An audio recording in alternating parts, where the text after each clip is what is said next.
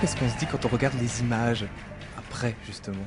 Ben, on se dit, on se rend compte surtout de là maintenant on se rend compte de l'impact que ça a eu pour beaucoup de gens, dont nous, dont le public, dont les techniciens. On se rend compte de la grandeur du lieu, on se rend compte de beaucoup de choses. Surtout qu'on l'a vu, hein, le truc, puisqu'on l'a totalement remonté et tout ça. On se rend compte vraiment de l'émotion qu'on n'a pas pu palper, l'émotion directe de certains, du public, puisqu'il y avait des caméras assez proches d'eux. On se rend compte de la grandeur du lieu par rapport à... On avait mis des caméras tout en haut dans les tribunes, aussi loin, et on voyait l'impact des gens qui commençaient à se lever dès le début du concert. On se rend compte d'énormément de choses, de cette folie. L'inconscience, elle est plutôt à nos débuts de se dire allez, on essaye de faire un groupe de rock, et puis là on était quand même assez conscient des enjeux, assez conscient des problèmes, de la problématique qui est énorme, la problématique des problèmes techniques, la problématique météo, la problématique du lieu. Ce qu'on remarque maintenant, et aujourd'hui c'est pour ça qu'on est super satisfait, c'est que tout le monde parle de concerts, les grands concerts sont des concerts inhumains, que c'est bien de revenir à des petites salles. Ce concert-là, en tout cas grâce aussi à notre public, il est humain, c'est-à-dire que là il y a eu 80 000 personnes et toute notre équipe qui ont vécu quelque chose de fortement humain. Vraiment l'émotion est passée, il n'y a pas eu... du tout de personnes oubliées sur le péage. Je pense que c'est assez palpable, hein, dans le film. Nous, ce n'était pas un plan de carrière de faire cette salle-là, comme de faire Bercy. C'était pas un aboutissement. C'est pas l'aboutissement d'une carrière de faire le Stade de France. Ce public-là nous a permis, en ressentant ce qui se passait sur la tournée précédente, qu'on pouvait prendre ce risque-là, parce que c'était un risque, de réunir autant de personnes.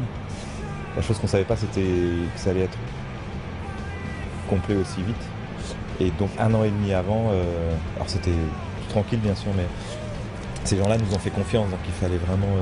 Mais notre idée, elle était artistique dès le début, on savait ce qu'on voulait y faire, on a visité le stade plusieurs fois. Parce que nous, on ne voulait pas faire comme tous les groupes internationaux, c'est-à-dire un stade de plus dans une tournée mondiale, ou si c'est raté à Paris, c'est pas grave, à Berlin ça sera mieux.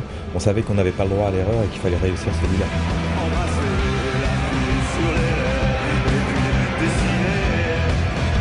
C'est ce que les techniciens ont beaucoup apprécié, c'est qu'effectivement c'est énormément investi. C'était pas du genre nous, voilà, et puis après on délègue tout au manager, ou c'est qu'on était vraiment partie prenante dès le début avec les éclairagistes, avec les gens du son, 2 ans avant, du concept de la tournée qui était multiplié sur le stade, puisque c'était nos 5 écrans, donc il fallait multiplier au niveau de la grandeur. Et le fait qu'on soit venu avant, même on a survolé en hélicoptère pour voir où pouvaient me passer les caméras. Enfin, tout a été vraiment bien pensé, ça a été une anticipation assez réussie là-dessus.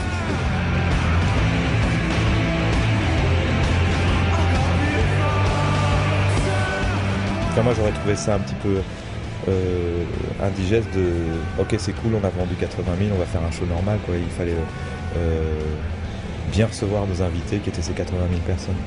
Non, comme le disait Nicolas, on a répété avec une salle vide et là tout d'un coup tu montes sur scène et tu vois une mer de gens. Donc tu vois plus des fans, parce que même si les fans étaient assez proches de nous, vu le stade, et bizarrement ils étaient assez loin quand même, donc on joue devant une masse de gens. Donc ça c'était le plus impressionnant quand tu montes sur scène, c'est que tu vois pas des visages, tu vois vraiment quelque chose d'assez indéfini. Et oui, enfin moi personnellement, j'essaye de pas trop me poser de questions pour pas me mettre de stress, etc. Et ça dure 1 minute, et après la magie opère très vite grâce principalement à notre public. Donc après, effectivement, on s'est beaucoup amusé. On a un public qui est d'une dimension humaine incroyable, ne serait-ce que par rapport à la confraternité qu'il a avec tout le monde. Il n'y a aucune, on va dire, violence, il y a vraiment un respect mutuel de tout le monde. Il y a eu un accueil général, donc c'est ça qui est assez miraculeux, mais ce qui devrait normalement être la normale. Brian May disait, quand on est sur scène dans un stade, avec les conditions climatiques, le changement de clarté, etc., à un moment donné, on a l'impression d'être le centre du monde, le centre de l'univers. Est-ce que c'est un sentiment qui vous a traversé l'esprit à un moment donné ? Surtout quand on est devant autant de gens. On a été le centre de l'univers de notre équipe technique qui s'est mis à notre service pendant facilement 2 ans. Mais est-ce qu'il y a ce sentiment de toute puissance devant cette mer? Ce que tu disais tout à l'heure, c'est une mer, donc Oui. de pouvoir dompter, j'allais dire presque dompter la mer, quoi. Oui. Alors, on n'a pas ce dérapage-là perverse, je trouve, parce que c'est vrai qu'on pourrait l'avoir, mais finalement, on n'a pas cette, je dis cette perversité, c'est peut-être un peu mieux, mais on n'a pas cette pensée-là. On est assez vite redescendu, on était contents, on était vraiment fiers et heureux d'avoir réussi ce challenge. Le challenge de beaucoup de gens, même à l'intérieur de chez nous, ont dit c'est inhumain de faire un stade, c'est ce truc de nazi, machin, le rock n'est pas fait pour ça, etc. Et puis finalement, ce concert-là, il a été réussi à plus de 100%, c'est humain, le public était là. Moi, je le sentais que notre public, on pouvait réussir à faire ça. Même les gens du stade, qui en ont vu des concerts, se sont dit, putain, vous, c'est un cran au-dessus, quoi. Mais c'est grâce aussi à notre public. Donc effectivement, maintenant, on se pose la question de what else? C'est pas un aboutissement en soi, mais c'est quand même... Ça, peut-être dans 2 ans, quand même pas mal, tu pourras le dire vraiment. Ouais. C'est là qu'Indochine s'est arrêté. N'est-ce pas? Oui, peut-être qu'il n'y aura pas d'avenir. Peut-être, en tout cas, ça serait une magnifique fin. Ça serait une fin un peu trop facile aussi. Un aboutissement un peu écrit, terminé au Stade de France. Mais bon, tout peut arriver dans 2 ans. Notre avion peut se cracher. Enfin, déjà, en tout cas, c'est fait. J'ai vu un vieux truc sur internet de chez Ardisson, tu disais il y a 20 ans, on continuera tant qu'on aura quelque chose à dire. Ouais. Vous avez encore quelque chose à dire? Résultat dans 2 ans, je sais pas, à aujourd'hui, musicalement certainement, au niveau des textes, je ne sais pas, mais je pense que musicalement, le fait que ça soit un jeune groupe, encore Indochine, malgré que tout le monde nous bassine sur les 30 ans, etc., c'est un jeune groupe. Et un jeune groupe par rapport aux membres qui le concluent. Il y a des choses à dire, oui, je pense qu'il y a des choses à dire, je pense qu'il y a aussi un univers musical qui est en train de s'ouvrir depuis quelques temps qui nous intéresse. Ce mélange d'instruments, de synthétiseurs, etc. Enfin, l'abandon des grosses guitares, etc. Il y a beaucoup de choses à faire, il y a beaucoup d'expérience.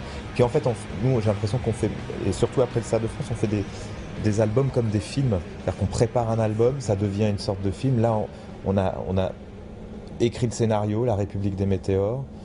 On l'a habillé, on a fait la musique.